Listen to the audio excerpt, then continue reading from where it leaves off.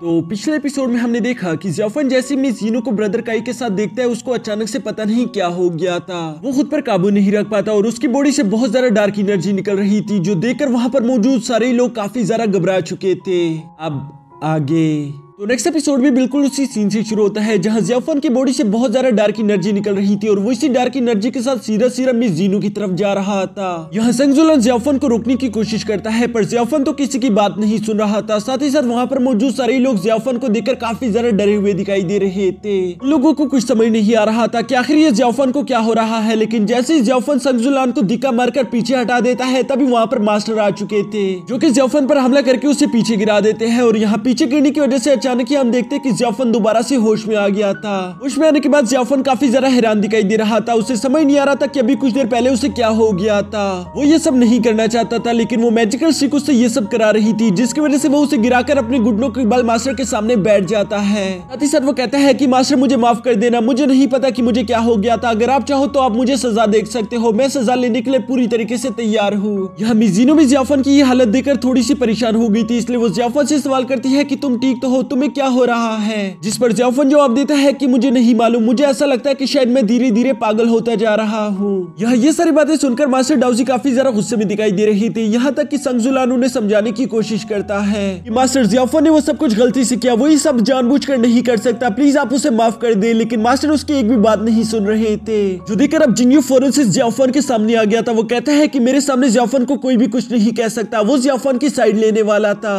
लेकिन ब्रदर काई उसे हाथ से पकड़कर खींचते हुए कहता है कि चलो यहाँ से, ये इन लोगों का इंटरनल अफेयर है, तुम इसमें हिस्सा नहीं ले सकते।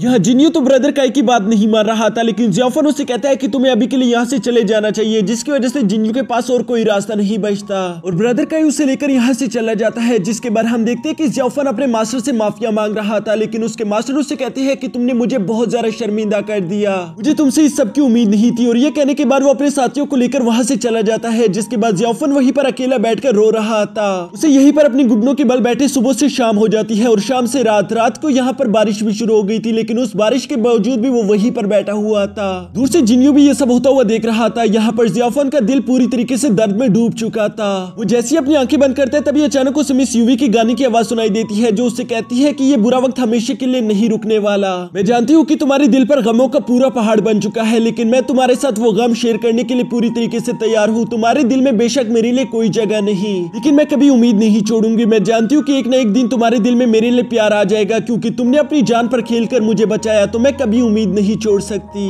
ये सब सुनकर जैसे ही जियाफन अपनी आंखें खोलते हैं, तभी अचानक वहां पर जिया भी एक अम्ब्रेला लेकर आ चुकी थी, जो कि जियाफन से कहती है कि बेवकूफ, तुम यहाँ पर क्या कर रहे हो? आखिर ये किस तरह की एक्सरसाइज है जिसकी वजह से तुम यूं बारिश में बैठे हुए हो? यहाँ पर जिया को यूं देखकर जियाफन कहता है कि तुम यहाँ पर क्या कर रही हो? क्या तुम्हें मालूम भी है अगर यहाँ पर तुम्हें किसी ने देख लिया तो वो लोग तुम्हारे साथ क्या करेंगे? तुम एक डीमन हो, वो लोग तुम्हें जिंदा नहीं छोड़ेंगे। जो सुनकर जिया मुस्कुराते हुए जवाब देती है कि अच्छा, तो तुम मेरी फिक्र करते हो, तुम बिल्कुल सही रास्ते पर जा रही हो। इसका मतलब तुम अभी ज्यादा परवाह नहीं करते कि क्या सही है और क्या गलत, बल्कि तुम अपनी दिल की बात सुन रही हो। और ये कहने के बाद वो भी जियाफन के साथ वहीं पर बैठ गई थी, जबकि जियाफन ये सब देखकर काफी ज्यादा हैरान हो रहा था। थोड़ी देर खामोश बैठने के बाद वो उससे सवाल करता है कि आखिर तुम ये सब क्यों कर रही हो? तुम जानती हो कि मैं किंग यू सेट का एक डिसिपल हूँ, लेकिन इसके बावजूद भी तुम मेरे साथ इतना अच्छा बिहेव क्यों कर रही हो? जिस पर जिया उसे जवाब देती है क्योंकि तुम्हारा दिल बहुत ज्यादा साफ है, तुम यहाँ किंग यू सेट को बिलोंग नहीं करते, बल्कि किंग यू सेट में बहुत ज्यादा बुरे बुरे इंसान मौजूद है, तो इसलिए तुम्हें मेरे साथ चलना चाहिए। और ये कहते हुए वो जियाफन को अपने साथ लेकर जाने की कोशिश कर रही थी, लेकिन जियाफन खुद को छुड़ाते हुए मना कर देता है कि मैं यहाँ से कहीं नहीं जा सकता, बल्कि मैं किंग यू डिसिपल हूँ और हमेशा एक किंग यू डिसिपल ही रहूंगा। जो सुनकर जिया को बहुत ज्यादा गुस्सा आ गया था, लेकिन वो खुद को शांत कराते हुए वहीं पर बैठकर अपनी मदर गॉड से प्रार्थना करना शुरू कर देती है। वो कहती है कि मैं जानती हूँ कि जियाफन एक अच्छा इंसान है, उसने हमेशा अच्छाई का साथ दिया, इसलिए आप उसे अच्छा रास्ता दिखाने में उसकी मदद करो। जिस पर जियाफन मुंह बनाते हुए कहता है कि इसकी कोई जरूरत नहीं, मैं जानता हूँ कि मैं क्या कर रहा हूँ, इसलिए मुझे तुम यहीं पर अकेला छोड़ सकती हो। ये सुनने के बाद तो जिया बहुत ज्यादा बेबस महसूस कर रही थी। वो रोते हुए जियाफन से कहती है कि आखिर तुम इतने ज्यादा ऑब्सेस्ड क्यों हो? तुम जानती हो कि वो लड़की तुमसे प्यार नहीं करती, तुम अपने पास को बुला क्यों नहीं देती? चलो मेरे साथ, तुम्हें यहाँ से चलना ही होगा। जिस पर जियाफन कहता है कि मैं सिर्फ उस लड़की की वजह से यहाँ पर नहीं हूँ, बल्कि ये मेरा घर है और मैं इस जगह से ऑब्सेस्ड नहीं हूँ, बल्कि मैंने गलत किया है, तो इसलिए मैं ये सजा ले रहा हूँ। जो सुनकर जिया रोते हुए कहती है कि तुम बहुत बड़े बेवकूफ हो। और ये कहने के बाद वो रोते रोते वहां से चली गई। गई थी। यहाँ जियाफन को ये सब बहुत ज्यादा बुरा लग रहा था, लेकिन वो अपनी जगह से नहीं हिलता और इसी तरह करते करते अब सुबह हो जाती है, जिस पर हम देखते हैं कि मास्टर डाउजी वहाँ पर आ चुके थे। वो जियाफन को यूं भीगा हुआ देखकर कहते हैं कि तुम सारी रात यूं ही बारिश में बैठे रहे, तुम इस तरह से तो बीमार हो जाओगे। जिस पर जियाफन कहता है कि मैं यही डिजर्व करता था, मैंने गलत किया था तो इसलिए मुझे सजा मिलनी चाहिए थी। यहाँ मास्टर डाउजी जियाफन को काफी ज्यादा शांत तरीके से समझाते हैं कि असल में तुम जानते हो कि तुम जुनीर के साथ बचपन से बड़े हुए और वो तुम्हें छोटे भाई की तरह समझती है।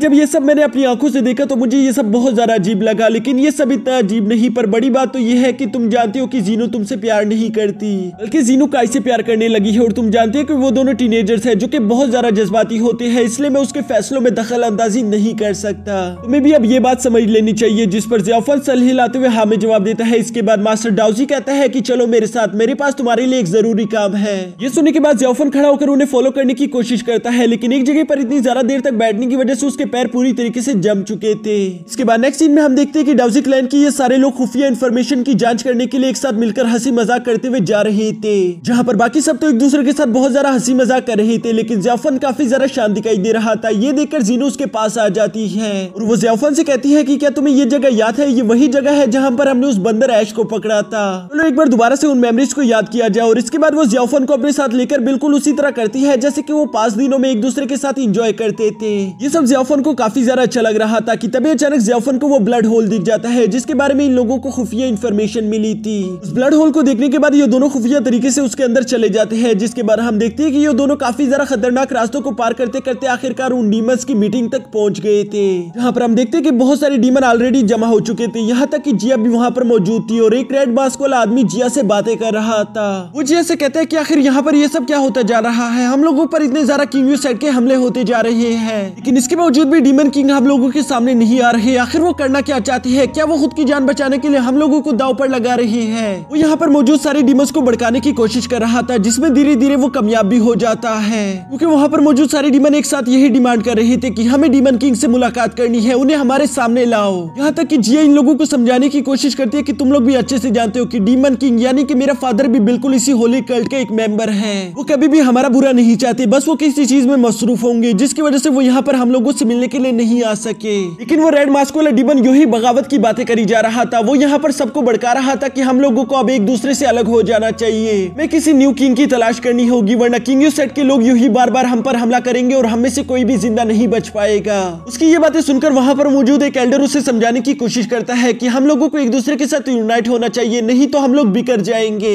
वरना तो किंग यू सेट का मुकाबला हम कभी भी नहीं कर पाएंगे। पास में वैसे भी ऐसा कभी कुछ नहीं हुआ। यहाँ उस एल्डर की बातें सुनकर वो रेड मास्क वाला आदमी चिढ़ गया था। वो कहता है कि ओए बेवकूफ बूढ़े, अपने मुंह बंद रख, तुझसे किसी ने नहीं पूछा। लेकिन अब यहाँ पर ये सारी बात सुनकर जिया को उस पर शक हो रहा था, इसलिए वो उससे सवाल करती है कि आखिर तुम हो कौन। इस पर वो रेड मास्क वाला आदमी कहता है कि तुम्हारा इससे कोई लेना देना नहीं, मैं भी होली कल्ट का एक मेंबर हूँ, तो इसलिए तुम मुझसे इस तरह के सवाल नहीं कर सकती, बल्कि इंसाफ मांगना हम लोगों का हक है। यहाँ पर अपनी आइडेंटिटी को छुपाता हुआ देखकर जिया को उस पर पूरी तरीके से यकीन आ गया था, इसलिए वो उस पर अटैक करना शुरू कर देती है। वो हमला करते हुए कहती है कि मैं जानती हूँ कि तुम हमारी डीमन क्लैन से बिलोंग नहीं करते, क्योंकि तुम काफी ज्यादा पावरफुल हो, तुम बताओ कि आखिर तुम हो कौन। जबकि यहाँ दूसरी तरफ जीनू और जियाफन भी चुपके ये सब देख रहे थे और उन दोनों को भी यकीन हो गया था कि ये जरूर किंग यू सेट का कोई ना कोई स्पाई होगा। जबकि यहाँ जिया के साथ फाइट करते हुए आखिरकार वो आदमी भी इस बात को कबूल कर लेता है। वो कहता है कि जिया, मैंने सोचा नहीं था कि तुम इतनी ज्यादा समझदार होगी, तुमने तो मुझे पकड़ लिया। और ये कहने के बाद वो फौरन से अपनी 7 स्टार शील्ड का इस्तेमाल करते हुए उन लोगों का ध्यान भटका कर वहां से भाग जाता है, जबकि जिया भी उसे पकड़ने के लिए फौरन से उसके पीछे चली जाती है। यहाँ पर जियाफन कहता है कि वो जरूर हमारे किंग यू सेट से बिलोंग करता है, कि अभी उसने 7 स्टार शील्ड का इस्तेमाल किया और इससे पहले कि इन दोनों में से कोई भी एक दूसरे की जान ले हमें इन दोनों को बचाना होगा।